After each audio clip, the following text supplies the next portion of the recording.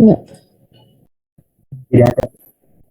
Berarti ini kuliah jam pertama lah ya gitu ya di hari Rabu. Iya. Benar? Benar ya? Oke, baik. Supaya melek, saya nggak akan putar lagu. Saya mau kasih soal aja. Silahkan jawab.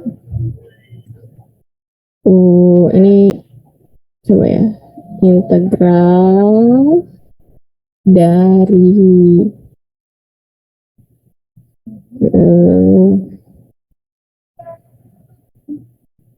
3x dx. Integral tak tentu dari 3x dx. Berapa? 3/2 x kuadrat plus c. Ya, betul, Farhan. Oke, berarti Farhan masih inget ya? Apa nih? Yo. Integral begini berarti kalkulus ya. Oke, selanjutnya. Sabar, tenang. Ini saya agak lama nih karena di komputer ya, bukan di laptop. Dan jadinya jelek. Padahal di laptop juga belum begitu bagus ya. Oke, integral dari sin x dx.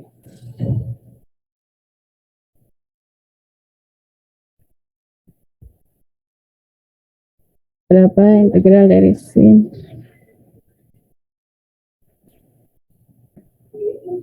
x dx? Min cos x, Bu. Berapa, Yusuf? Min cos x. Min cos x plus c. Ya, min cos x plus c. Jangan lupa karena itu integral tak tentu. Kok bisa tahu-taunya nilai integralnya segitu? Tahu dari mana? Ada urutannya, Bu. Ada urutannya. Ada rumusnya gitu ya. Kalau di buku teks kalkulus berarti di appendix ya gitu ya. Ya enggak?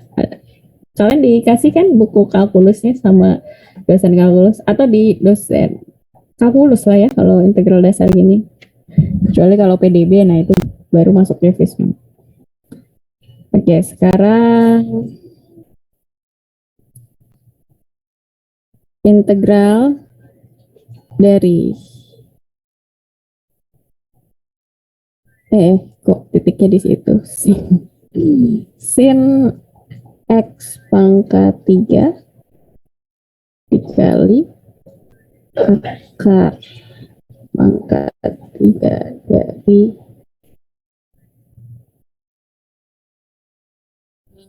kuadrat x dikali ln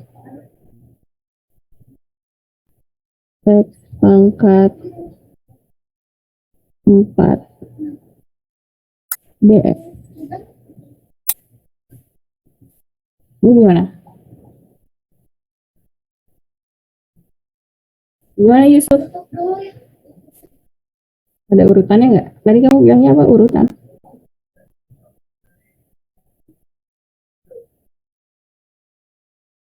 Gimana? Sehat, gimana sehat? PJ-nya diem aja lagi dari tadi. Gimana nih nyelesainnya sehat?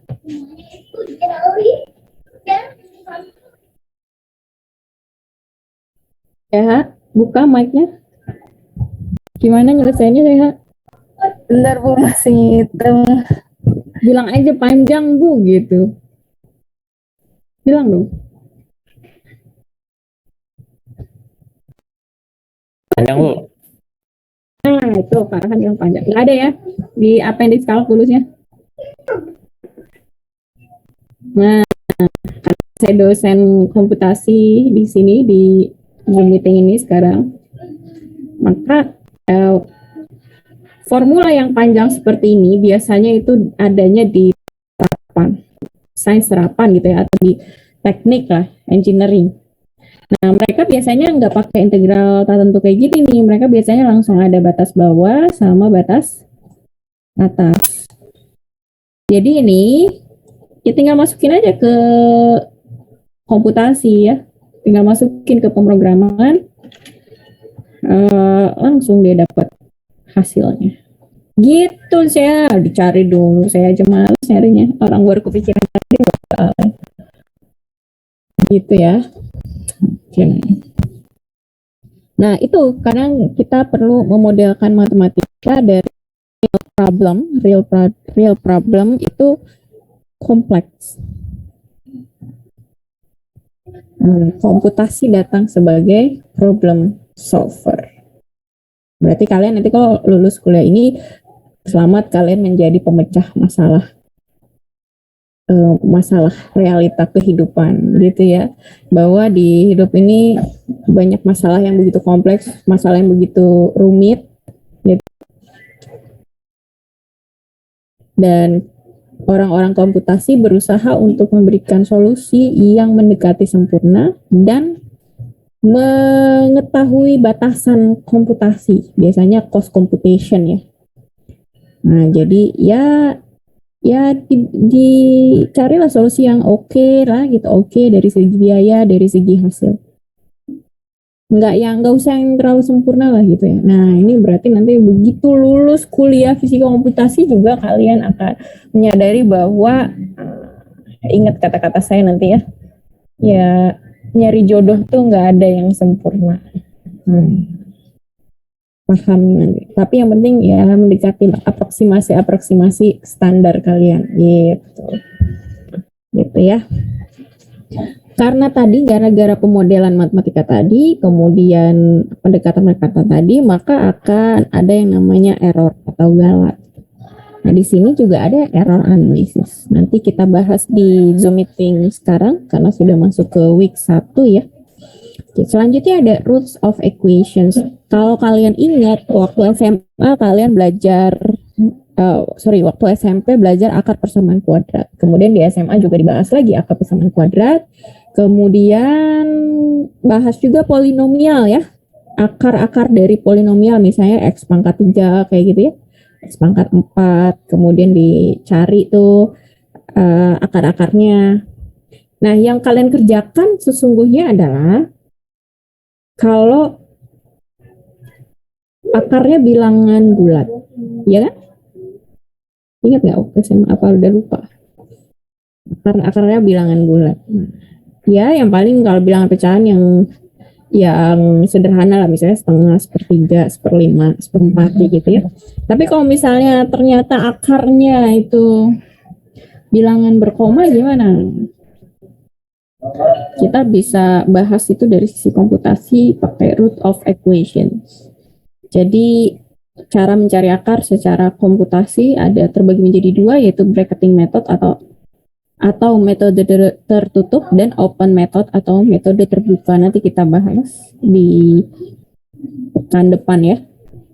Kemudian topik selanjutnya adalah linear algebraic equations atau sistem persamaan linear. Ini harusnya sih ini masuk ke, saya lupa ini masuk ke kalkulus 2 atau ke fisika matematika 1 yang kalian punya matriks, kemudian kalian cari nilai eigenvalue kayak gitu ya. Dan nanti ini akan masuk juga nih ke fisika kuantum kayaknya ya.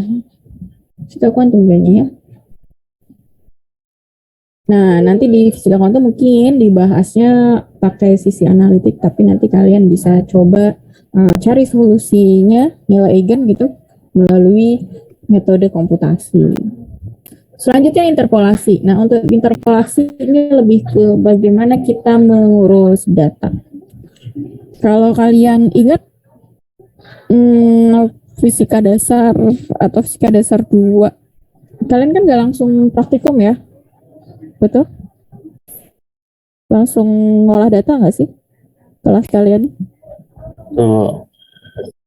Ya, nah tapi biasanya di awal semester itu dari lab mengadakan Zoom meeting bersama gitu bagaimana ngolah data.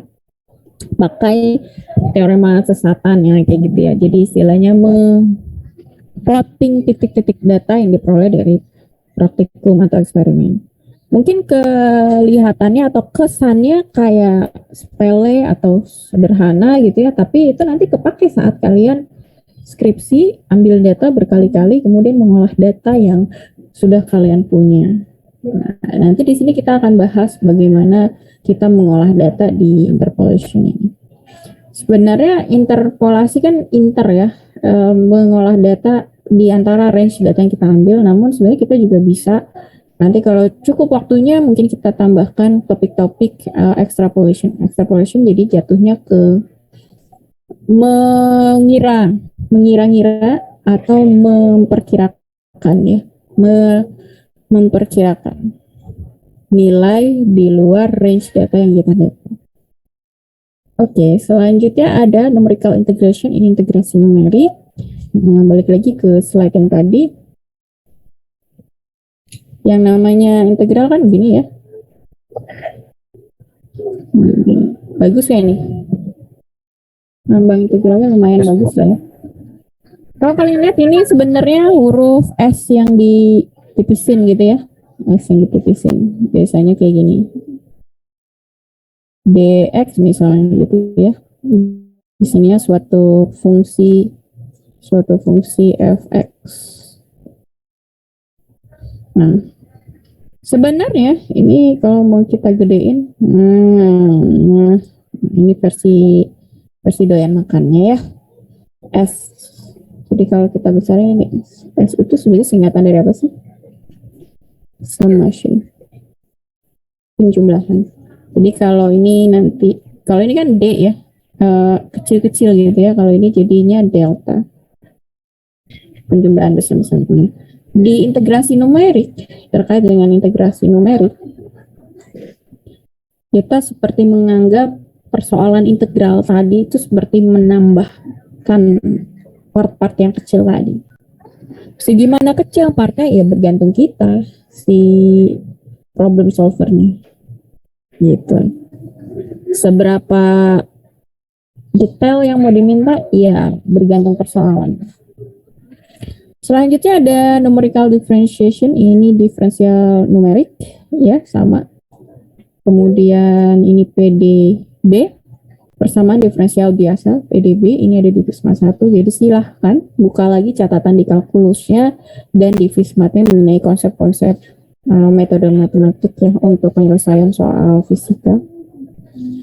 Dan terakhir ada persamaan diferensial partial, ini juga ada di FISMA 1 kayaknya ya, atau di FISMA 2, nanti dilihat lagi aja RPS fisika matematiknya. Nah, ini semua kita bahas untuk menyelesaikan persoalan fisika dan sains. Jadi kalau di kuliah kalkulus atau FISMAT, kalian tadi baca polanya, ada rumusnya, atau pakai teknik misalnya turunan berantai atau teknik substitusi gitu ya. Nah, kalau di sini kita pakai tekniknya komputasi. Oke, pembelajaran kita pakai case based learning untuk yang fisika komputasi dan itu kelompok. Seperti biasa akan ada reponya. Jadi kayaknya kelas kalian karena ada berapa mata kuliah ya? Kelas kalian itu 3 ya? Dengan saya. Fisika komputasi, praktikum fisika komputasi, dan praktikum elektronika digital, berarti nanti akan ada 3 folder JetLab. Silahkan diatur. CH kelas ini sepertinya belum diatur kelompok yang untuk fisika komputasinya ya. Nanti silahkan PJ-nya ditulis nama kelompoknya. Oke. Karena mulai 115 itu program studi fisika itu menerapkan pembelajaran berbasis ICT, maka harus di-list gitu ya software atau hardware apa saja yang digunakan. Nah, untuk perangkat lunak kita pakai LMS UNJ ini sebagai e-learning yang utama. Jadi makanya kalian tadi saya minta presensi ya di LMS UNJ, di Epsilon hanya sebagai backup saja, sebagai backup bahan ajar. Nanti kita ujiannya juga di LMS UNJ. Nah, jadi pastikan semuanya sudah enroll yang di LMS UNJ, linknya sudah saya infokan ke saya. Dan jangan salah kelas ya, di sana ada yang untuk pendidikan, ada yang untuk fisik. Kemudian video conference kita pakainya Zoom meeting. Untuk Python kita pakai instalasi yang 3 titik. 3 titiknya berapa? Nah, itu bergantung pada IDE yang kalian gunakan. Saya sendiri pakai 3.8 dan saya pakai IDE-nya Visual Studio Code. Nah, kalian disarankan pakai ini Jupyter Notebook. Kalau saya sih pakai Visual Studio Code karena saya juga mengajar pemrograman website ya. Jadi cukup. Kalau misalkan merasa berat, kalian bisa tetap pakai idle Python yang biasa kalian gunakan di kuliah Pemcom. Namun silahkan upload dan running ulang di Google supaya nanti output dari filenya adalah IPYNB ya, Jupyter Notebook gitu ya. File outputnya bukan .py lagi tapi IPYNB. Kenapa saya minta seperti ini formatnya? Supaya kalian bisa lebih cepat mendapatkan feedback. Jadi pengalaman kemarin itu untuk ngedownload tugas-tugas kalian yang .py itu butuh waktu, ngoreksinya jelas butuh waktu, dan untuk mengupload feedbacknya itu luar biasa.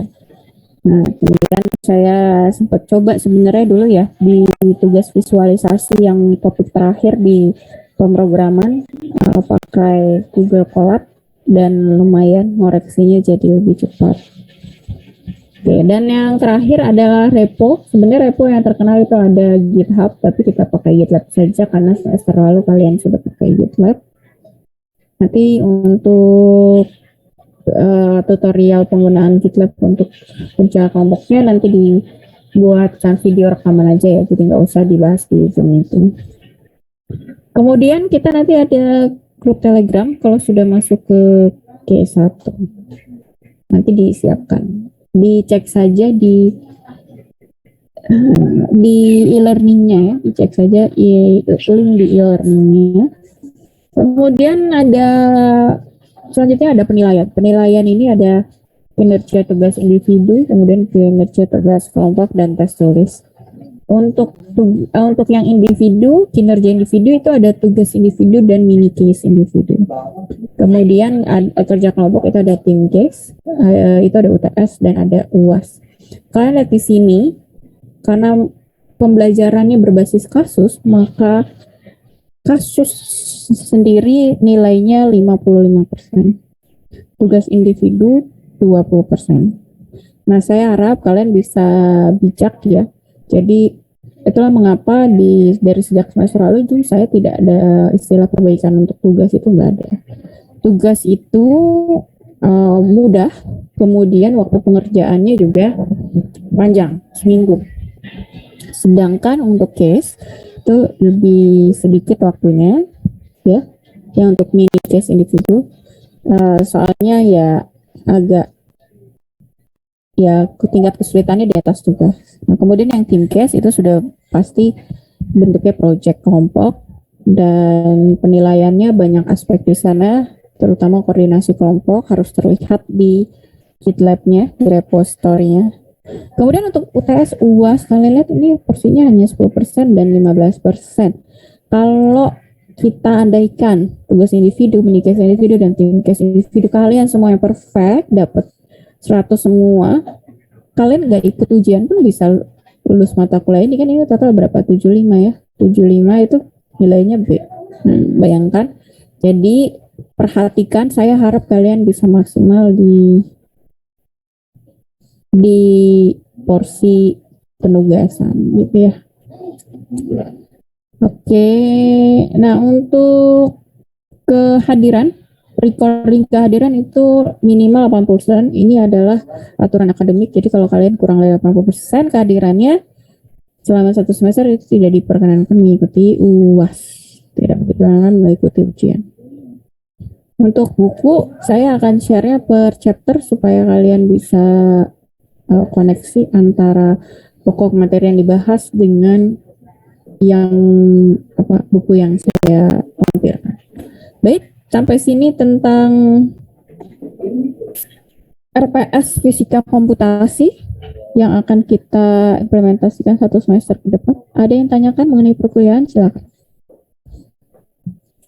Izin bertanya, Bu. Iya, silakan selalu. Untuk ngumpulin tugas-tugas itu jadinya nanti di LMS atau Epsilon, Bu? Atau dua-duanya? Di LMS dan di Epsilon. Dua-duanya ya kalau tugas. Tapi kalau ujian itu di LMS karena itu kan satu ya. Nanti di Epsilon yang jelas gini. Yang utama itu yang di LMS UNJ. Jadi nanti yang wajib kalian submit itu yang di LMS UNJ karena ini utama. Tapi saat slotnya di Epsilon saya sediakan, maka kalian submit juga di Epsilon gitu ya. Karena gini, untuk yang LMS UNJ memang itu sudah disediakan universitas. Namun sayangnya arsipnya akan auto terhapus oleh pengelola LMS UNJ. Nah, pengelola LMS UNJ-nya itu dari universitas, bukan prodi.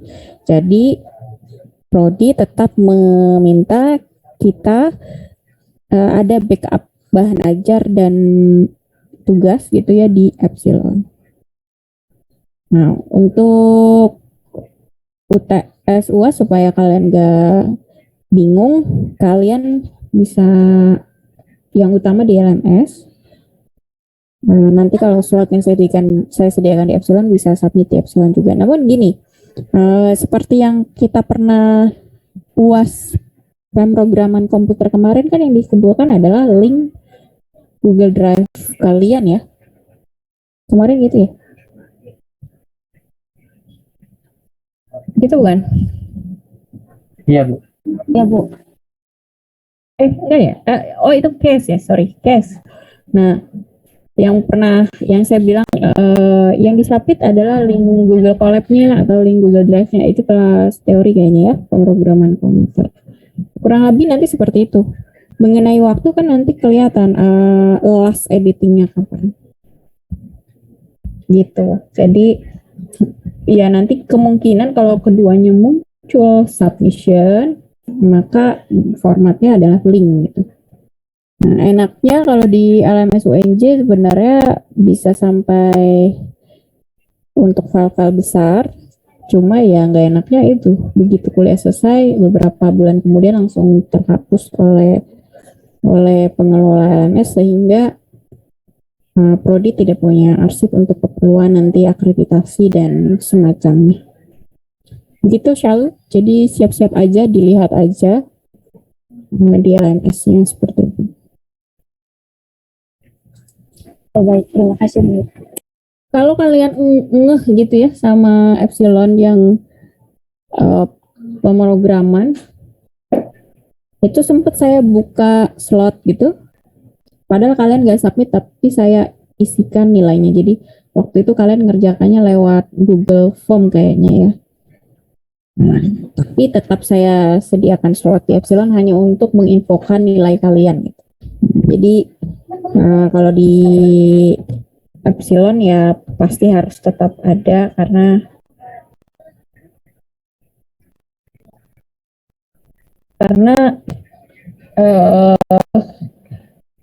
ya tadi ya arsip prodi.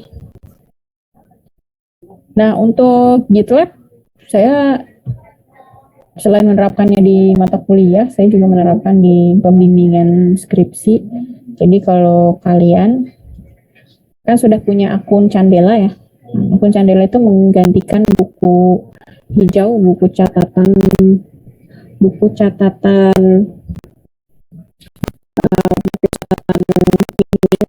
saja. Tapi kalau kita pakai GitLab itu akan tercatat sekali karena ada komit ya, upload kemudian komit, diisi pesannya atau catatannya kalian upload apa saja di folder itu atau di project itu. Nah, saran saya sih kalian bisa menggunakan itu juga dalam proses penulisan skripsi kalian di 3 semester yang akan datang gitu ya. Jadi ya ngebiasainnya gimana, ngebiasainnya ya dari anak kuliah gitu ya. Ada yang ingin tanyakan lagi mengenai RPS?